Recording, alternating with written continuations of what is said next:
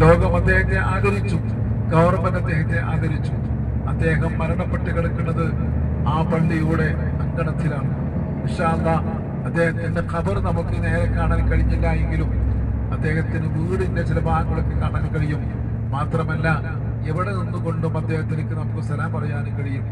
അല്ലാഹുവിന്റെ റസൂൽ സ്വല്ലല്ലാഹു അലൈഹി വസല്ലം തങ്ങളുടെ ആ ബറക്കത്ത് ലഭിച്ചിട്ടുള്ള ഏതാനും ചുരുക്കം ചില കുട്ടികളിൽപ്പെട്ട ഒരു കുട്ടിയാണ് മഹാനായ അബ്ദുല്ലാഹ് ഇബ്നു അബ്ബാസ് എന്ന് പറയുന്ന കുട്ടി. ഏതായിരുന്നാലും മഹാനവർകൾ ചരിത്രം വലിയ ചരിത്രമാണ്.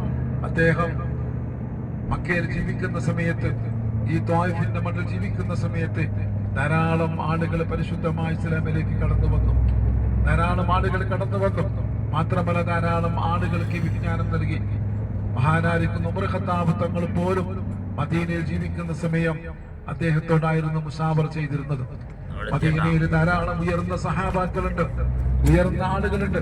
പ്രവാചകനിൽ നിന്നുകൊണ്ട് ധാരാളം ഹദീസ് റിപ്പോർട്ട് ചെയ്ത ആളുകളുണ്ട്. പക്ഷേ മുഷാവറ ചെയ്യുമ്പോ, ഒരു ഡിസ്കസ് ചെയ്യുമ്പോ, ചർച്ച ചെയ്യുമ്പോ അതിൽ ഏറ്റവും പ്രധാന വ്യക്തിയായിരുന്നു മഹാനായിരിക്കുന്ന അബ്ദുല്ലാഹ് ഇബ്നു അബ്ബാസ് തങ്ങൾ.